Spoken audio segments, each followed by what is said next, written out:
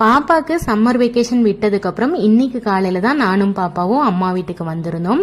நாளைக்கு கோவிலுக்கு போறோம் அப்படின்றதுனால அம்மா வந்து ஃபுல்லாவே கிச்சன் எல்லாமே கிளீன் பண்ணி விட்டுட்டு வீடு ஃபுல்லாவே மாப் போட்டு விட்டுட்டாங்க.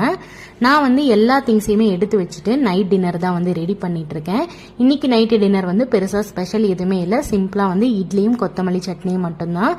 அம்மா வந்து மோஸ்ட்லி வந்து வீட்டில் வந்து மாவு வந்து கரெக்டாக அரைச்சி வச்சிருவாங்க. அப்பாவுக்கும் அம்மாவுக்கும் வந்து இட்லி தோசை தான் வந்து அதிகமாக விரும்பி சாப்பிடுவாங்க. சப்பாத்தி பூரி எல்லாமே நாங்கள் எல்லாருமே இருக்கிற அன்னைக்கு தான் வந்து செய்வோம். மோஸ்ட்லி அம்மா வீட்டில் இருந்தோம் அப்படின்னா நானுமே வந்து டிஃபன் ஐட்டம்ஸ்லாம் பெருசாக விரும்பி சாப்பிட மாட்டேன். எனக்கு வந்து ரைஸ் இருந்தாலே போதும், நான் அதுலேயே வந்து சாப்பிட்டு முடிச்சிருவேன். என் தங்கச்சி வர அன்னைக்கு தான் வந்து சப்பாத்தி பூரி வேறு ஏதாவது ஸ்பெஷலாக செய்யணும்னா அந்த அன்னைக்கு தான் வந்து அம்மா வீட்டில் ரெடி பண்ணுவோம். மற்றபடி மோஸ்ட்லி வந்து அம்மா வீட்டில் சிம்பிளான ரெசிபிஸ் மட்டும்தான் இருக்கும். டிஃபனுக்காக இருக்கட்டும் பிரேக்ஃபாஸ்டாக இருக்கட்டும் ரெண்டுக்குமே. ஸோ இன்றைக்கும் அதே போல் சிம்பிளாக எங்களோட டின்னரை முடிச்சிட்டோம். நெக்ஸ்ட் வ்ளாகில் பார்க்கலாம். Bye friends.